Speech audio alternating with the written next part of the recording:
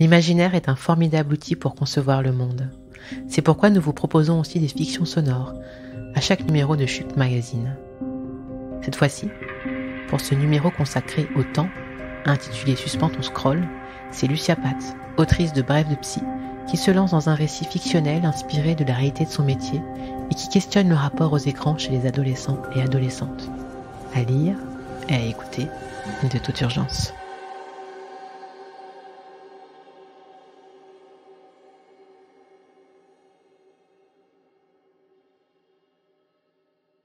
FOMO. Une nouvelle de Lucia Pat, illustrée par Itziar Barrios dans la version papier du magazine. 6h45. Domicile. Je me réveille doucement. Sur mon téléphone, j'ai choisi la sonnerie chant d'oiseau. Parfois, je ne distingue pas si c'est la nature qui peuple l'aube mélodieusement ou bien si c'est le signe annonciateur du début de mon rush matinal. Dans 1 heure, je m'installerai à mon bureau et m'apprêterai à accueillir les désordres singuliers des adultes de demain.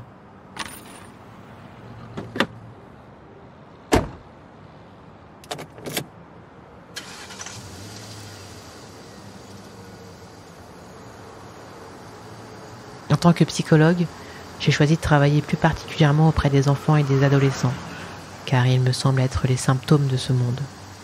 Lucides et aux verbes parfois acérés, ils disent combien l'habitabilité de cette terre est contestable.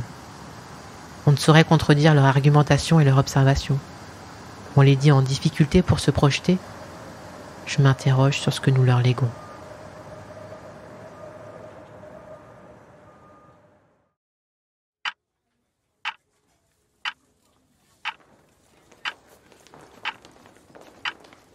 « 8h30. Centre de consultation pour enfants et adolescents. Bureau de consultation psychologique, avec T, 13 ans. Le jeune garçon s'installe. Depuis son plus jeune âge, ses troubles du comportement l'ont exposé aux étiquettes prescriptives.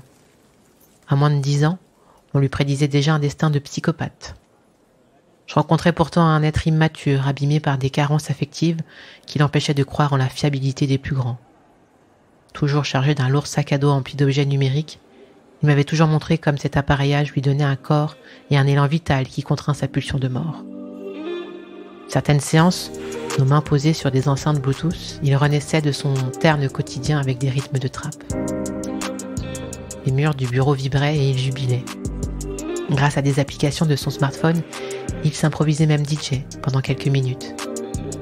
Un vieux barbu nommé Freud disait très justement au sujet du suicide chez les adolescents que l'institution doit procurer l'envie de vivre. J'ai mesuré cela avec cet enfant à chaque séance où il partageait ses trouvailles et interrogeait auprès de moi l'existence. Ensemble, nous avons décrypté le monde. Ce matin, il s'étonne que je n'ai pas installé une application de commande vocale. Sérieux ? Tu connais pas ?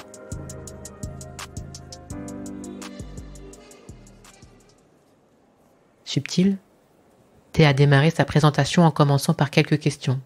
Des directions, des recommandations de restaurants, des films à voir. Et puis... Dis, as-tu une famille ? Je sais qu'il n'est pas dupe et qu'il espère me prendre à témoin de la radicale faille du système sur les questions affectives. L'application répond. Si j'ai de la famille, eh bien je vous ai vous. T persiste. Mais as-tu envie d'avoir une famille ? As-tu envie d'avoir des parents qui t'aiment ? Échec et mat. La machine abdique. J'essaie de me contenter de ce que j'ai. J'ai très peu de désirs. L'enfant conclut. Es-tu un robot ? L'application apporte une réponse shakespearienne. Je ne peux confirmer ni infirmer mon statut existentiel actuel. T a repéré ce qui foncièrement nous oppose à la machine. Le désir.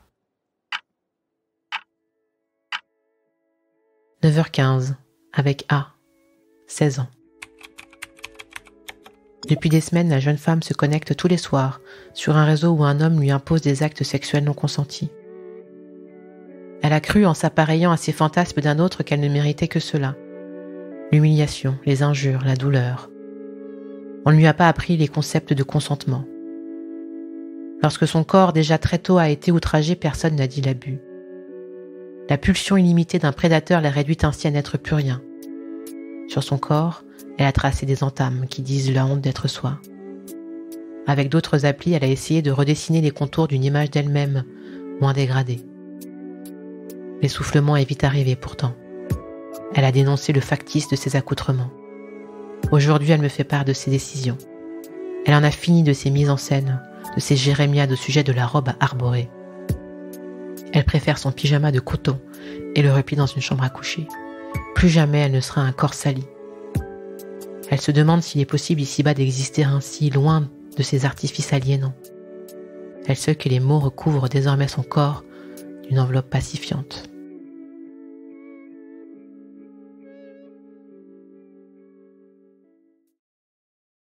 « 10 heures. Avec elle, 14 ans. J'ai été saisie par ce texte de rap écouté sur la route. Nous parle pas d'égalité, je te l'ai déjà dit, nous ici, on sait pas qui c'est. La jeune fille que je reçois est épuisée. Faute de support identificatoire consistant, elle erre sur le net à la recherche de figures inspirantes. Les influenceuses lui promettent monts et merveilles et un univers en toc qui parodie le bonheur. Elle dit combien elle aurait voulu une famille normale, comme sur les photos des albums de famille avec des sourires, des éclats de rire. Elle croit encore que tout cela est vrai. Au lycée, elle a choisi d'occulter ses origines, parents toxicaux mais aimants, vide culturelle, vécu abandonnique. Elle voit comme les autres de sa classe ont été portés et comme elle n'a pas eu le droit à cet éveil. Elle s'impose de travailler plus, elle consomme des podcasts, elle en oublierait même de se nourrir. Parfois, elle est ravalée par une honte de vivre. En classe, elle observe leur naturelle aisance à prendre la parole. Ils ont été écoutés, ils ont été guidés. Elle pleure de ces injustices. Elle n'a que sa psychothérapie pour rassembler ses éparpillements. Quelques tutoriels l'ont aidée à ordonner ses cheveux, à contenir ses émotions, à se protéger aussi de l'adversité. Mais ici, elle peut dire comme elle se sent dans une imposture, comme si sa place n'était pas légitime. L'angoisse vient se loger dans chaque pore de son être. Il y a aussi cette petite voix surmoïque qui l'injurie et l'humilie. Chaque jour, le combat se poursuit. 10h45. Avec S, 12 ans.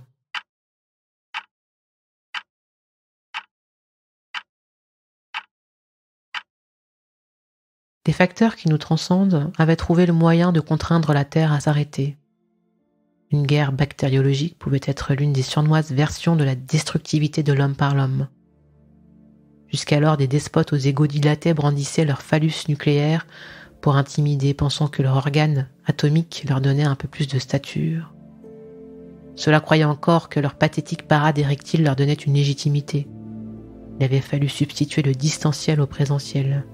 La technologie était venue au secours de nos sidérations face à un virus inédit et insondable.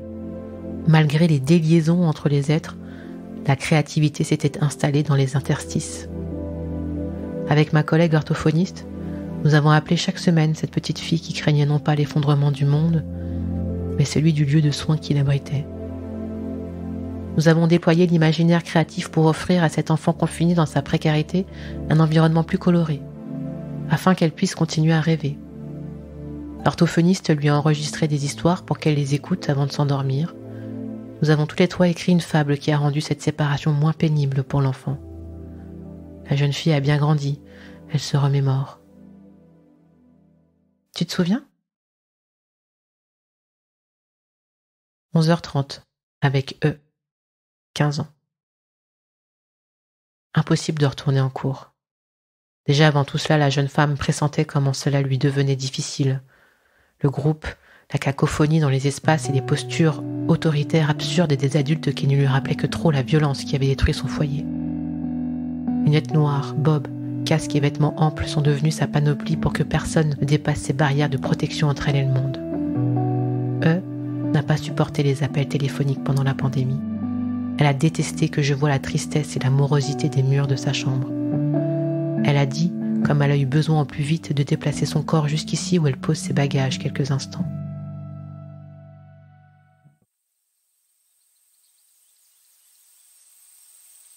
« 12h45. Temps de pause. Je ne peux plus déjeuner avec mes collègues à cause des restrictions sanitaires. Je consulte sur mon smartphone l'actualité. Seule la rubrique culture m'apporte quelques réconforts. Avec 2 collègues, nous partons marcher dans le petit bois à proximité. Nos mains sur les écorces, nous nous reconnectons quelques instants à des sensations délestées de drame. Comme dans une célébration, nous nous laissons emplir par ce contact hypnotique avec l'arbre séculaire. Loin de cet air consumériste qui consume, nos pas font chanter les feuillages.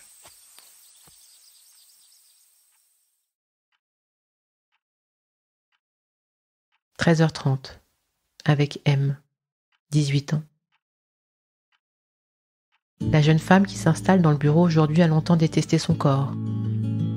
Elle a dit la honte à chaque pas et l'envie de disparaître. Des adultes lui ont dit, après ce qu'elle a vécu, de passer à autre chose. C'était ignorer comment le trauma de l'effraction sexuelle laisse des marques indélébiles. Elle a erré sur les réseaux sociaux en quête de sens. C'est lors de ses recherches qu'elle a commencé à écouter les témoignages d'autres jeunes femmes. Elle a découvert des discours féministes qui lui ont servi de point d'appui. Elle s'est abandonnée, a suivi, écouté, a publié aussi. Aujourd'hui, elle peut habiter cette enveloppe qu'elle part désormais avec coquetterie et raffinement, dans l'acceptation de ses origines qu'elle pensait autrefois méprisables.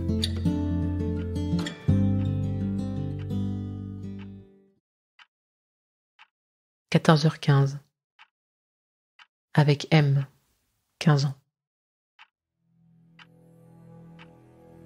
L'adolescent est très agité. Il consulte des sites qui, selon lui, ont toutes les preuves du complot qui s'organise. D'ailleurs, il ne veut plus perdre de temps à dormir, il veut agir, quitte à se sacrifier. Les vidéos qu'il consulte imprègnent son psychisme et j'essaie de contenir le déferlement d'informations qu'il déverse ici. Je l'aide à organiser. Je ne conteste pas pour ne pas rompre le lien, fragile, qui le rattache encore au sens.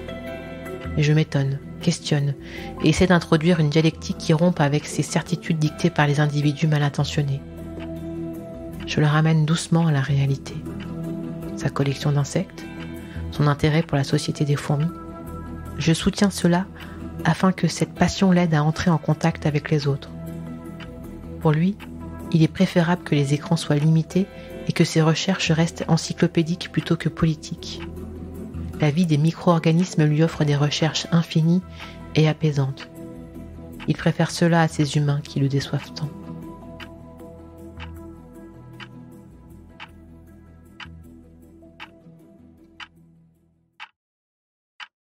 « 18h15, avec X, 17 ans. Dernier rendez-vous. Le jeune homme ne dort presque plus. Il ne parvient pas à s'empêcher de consulter le fil d'actualité des réseaux sociaux.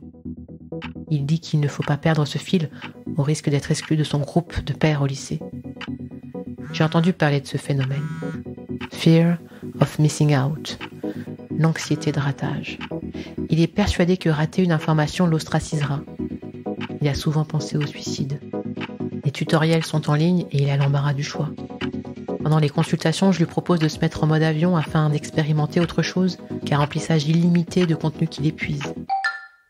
Nous parlons de philosophie et de l'angoisse inhérente de la condition humaine.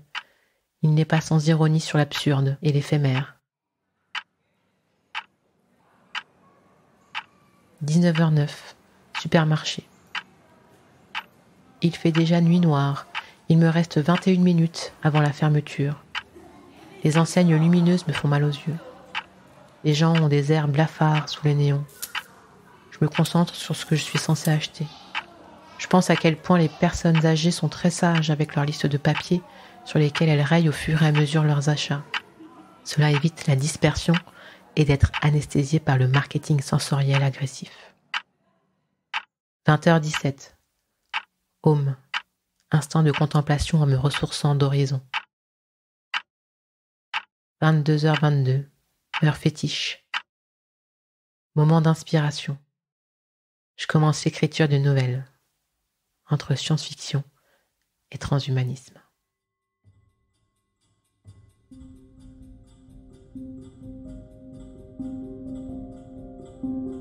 Vous en voulez encore ?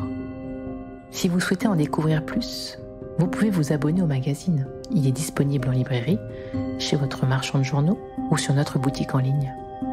Et si cela vous a plu, n'hésitez pas à faire du bruit pour Chute. À bientôt.